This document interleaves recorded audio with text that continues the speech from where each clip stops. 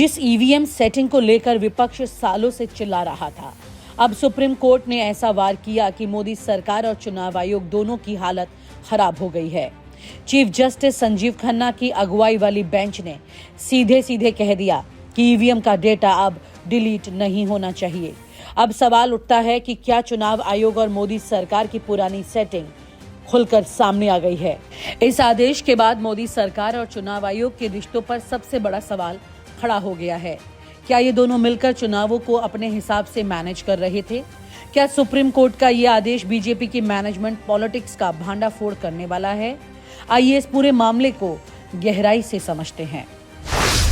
EVM पर हमेशा से रहा है संदेह, लेकिन अब आया बड़ा झटका। हर चुनाव में जब बीजेपी को अप्रत्याशित जीत मिलती थी तो विपक्ष यही कहता था कि ईवीएम में सेटिंग है। मोदी सरकार और चुनाव आयोग की मिली भगत से ये नतीजे आ रहे हैं। बीजेपी और चुनाव आयोग इसे हारने वालों का रोना कहकर पल्ला झाड़ लेते थे, लेकिन अब जब सुप्रीम कोर्ट ने इस पर संदेह जताया है तो मामला गंभीर हो गया है। सीजेआई संजीव खन्ना की अगुवाई में सुप्रीम कोर्ट ने किया सवाल, चुनाव खत्म होने के बाद ईवीएम का डेटा डिलीट क्यों किया जाता है? अगर उम्मीदवार को शक हो कि ईवीएम से छेड़छाड़ हुई है तो क्या डेटा वापस लाने की कोई प्रक्रिया है? चुनाव आयोग ये सुनिश्चित करने के लिए क्या कर रहा है कि ईवीएम में कोई धांधली ना हो? अब चुनाव आयोग से इस बात पर जवाब मांगा गया है, लेकिन सवाल ये है कि क्या चुनाव आयोग ईमानदारी से सच्चाई बताएगा या फिर मोदी सरकार को बचाने की कोशिश करेगा?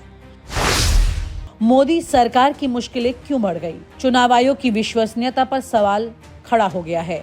अब तक चुनाव आयोग को बीजेपी के पक्ष में झुका हुआ माना जाता था। जब जब विपक्ष ने सवाल उठाए, चुनाव आयोग ने मोदी सरकार की तरह ही जवाब दिए।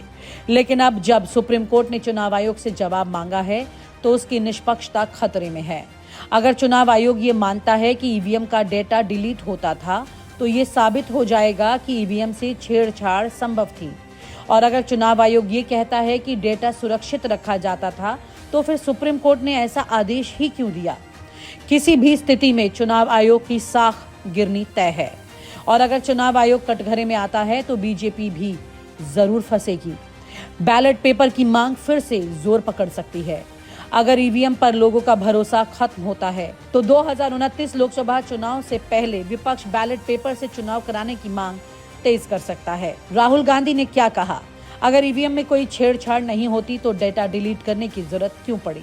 अरविंद केजरीवाल बोलते हैं, चुनाव आयोग को मोदी सरकार का मुखपत्र बना दिया गया है। अब सुप्रीम कोर्ट ने उनकी पोल खोल दी। अखिलेश यादव क्या कहते हैं?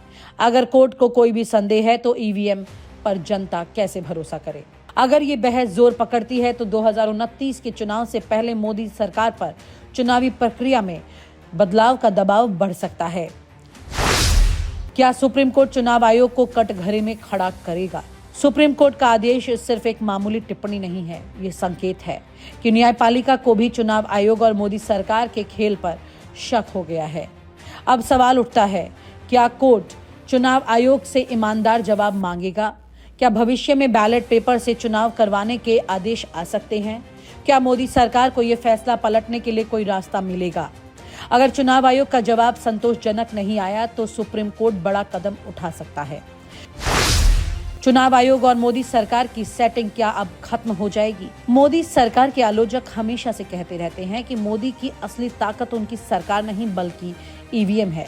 अब जब सुप्रीम कोर्ट ने खुद इस मामले में हस्तक्षेप कर ही दिया है तो इस सेटिंग पर सबसे बड़ा खतरा मंडरा रहा है। अब 3 संभावनाएं सामने आती हैं। चुनाव आयोग बैकफुट पर जाएगा और ईवीएम डेटा डिलीट करने की प्रक्रिया को रोक देगा। सरकार और चुनाव आयोग मिलकर सुप्रीम कोर्ट के इस आदेश को कमजोर करने की कोशिश करेंगे। अगर सुप्रीम कोर्ट ईवीएम की जांच के आदेश देता है तो बीजेपी की चुनावी रणनीति बुरी तरह से प्रभावित होगी। क्या मोदी सरकार का खेल खत्म हो सकता है? सुप्रीम कोर्ट के इस आदेश से मोदी सरकार और चुनाव आयोग दोनों की मुश्किल बढ़ गई है। अब अगर विपक्ष इस मुद्दे को जोर शोर से उठाता है तो ये 2029 के चुनावी नैरेटिव को बदल सकता है। अगर ये सिद्ध हो गया कि ईवीएम से छेड़छाड़ संभव है तो 2019 और 2024 की जीत पर भी सवाल खड़े हो सकते हैं। अब देखना यह है कि मोदी सरकार इस संकट से कैसे निकलती है। क्या चुनाव आयोग ईमानदारी से जवाब देगा?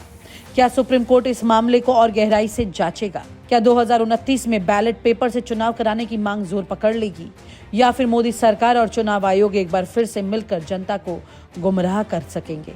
अब जनता को तय करना है कि आखिर उनका क्या फैसला है। ईवीएम विवाद, विपक्ष ने क्यों उठाए सवाल? ये मुद्दा तब गरमाया जब एसोसिएशन फॉर डेमोक्रेटिक रिफॉर्म्स और कुछ नेताओं ने सुप्रीम कोर्ट में याचिका दायर कर दी। इन याचिकाओं में कहा गया था कि ईवीएम के माइक्रो कंट्रोलर की जांच होनी चाहिए ताकि ये सुनिश्चित किया जा सके कि उसमें कोई छेड़छाड़ हुई ही नहीं। चुनाव आयोग से ये स्पष्ट करने को कहा जाए कि ईवीएम के डेटा को कैसे हैंडल करता है वो। अब सवाल ये उठता है कि अगर ईवीएम बिल्कुल सुरक्षित है तो चुनाव आयोग जांच कराने से क्यों कतरा रहा है? चुनाव आयोग का जवाब, घबराहट या कुछ छिपाने की कोशिश। जब सुप्रीम कोर्ट ने पूछा कि ईवीएम डेटा डिलीट करने की क्या प्रक्रिया है, तो चुनाव आयोग ने पहले इसे सामान्य प्रक्रिया बताने की कोशिश की। लेकिन सोचिए, एक लोकतांत्रिक देश में वोटिंग डेटा का चुनाव के बाद डिलीट हो जाना कितना गंभीर मामला हो सकता है। अगर किसी उम्मीदवार को हारने के बाद शक हो कि ईवीएम में छेड़छाड़ हुई, तो उसके पास इसे साबित करने का कोई रास्ता नहीं बचता, क्योंकि डेटा पहले ही डिलीट हो चुका होता है। ईवीएम पर शक क्यों बढ़ रहा है? ईवीएम पर सवाल उठाना कोई नई बात नहीं है। 2017 के उत्तर प्रदेश विधानसभा चुनाव में बीएसपी और समाजवादी पार्टी ने कहा था कि ईवीएम में हेरफेर हुई। 2019 के लोकसभा चुनाव के बाद कांग्रेस और अन्य विपक्षी दलों ने भी यही आरोप लगाए। आम आदमी पार्टी ने भी दिल्ली विधानसभा चुनाव के दौरान ईवीएम में छेड़छाड़ की संभावना जताई। अगर हर चुनाव के बाद यही सवाल उठते हैं, तो इसका मतलब साफ है कि जनता और विपक्ष का चुनाव प्रक्रिया पर भरोसा लगातार कम हो रहा है। क्या चुनाव आयोग निष्पक्ष है? अब सबसे बड़ा सवाल यही उठता है कि क्या चुनाव आयोग निष्पक्ष तरीके से काम कर रहा है या फिर किसी के इशारे पर काम कर रहा है। बीजेपी सरकार के पिछले 10 वर्षों में एक भी ऐसा मामला नहीं आया जहां चुनाव आयोग ने ईवीएम में गड़बड़ी की शिकायतों को गंभीरता से लिया हो। अगर चुनाव आयोग सच में निष्पक्ष होता तो उसे खुद ईवीएम का डेटा सुरक्षित रखने की बात करनी चाहिए थी, लेकिन सुप्रीम कोर्ट को आदेश देना पड़ा, जिसका मतलब साफ है कि कहीं ना कहीं कुछ तो गड़बड़ चल रही है। क्या इससे मोदी सरकार की मुश्किलें बढ़ेंगी? इस फैसले के बाद बीजेपी और मोदी सरकार को 3 बड़े झटके लग सकते हैं। अब ईवीएम डेटा को डिलीट नहीं किया जा सकता, जिससे भविष्य में किसी भी चुनाव में संभावित गड़बड़ी का खुलासा हो सकता है। अगर डेटा की फॉरेंसिक जांच हुई और किसी भी तरह की गड़बड़ी सामने आई, तो बीजेपी की साख को भारी नुकसान हो सकता है। लोकसभा चुनाव 2024 में विपक्ष को बड़ा मुद्दा मिल चुका है। अब विपक्ष हर चुनाव के बाद ईवीएम डेटा की जांच करने की मांग कर सकता है। अब आगे क्या? अब इस मामले की अगली सुनवाई 3 मार्च से शुरू होगी। उसमें चुनाव आयोग को विस्तार से जवाब देना होगा कि ईवीएम डेटा कैसे मैनेज करता है वो। अगर सुप्रीम कोर्ट ने आने वाले चुनाव में ईवीएम की पूरी जांच का आदेश दे दिया, तो इससे बीजेपी के लिए मुश्किलें बढ़ सकती हैं। लोकतंत्र की जीत या बीजेपी की मुश्किल? इस पूरे मामले में 2 चीजें सामने निकल कर आई हैं।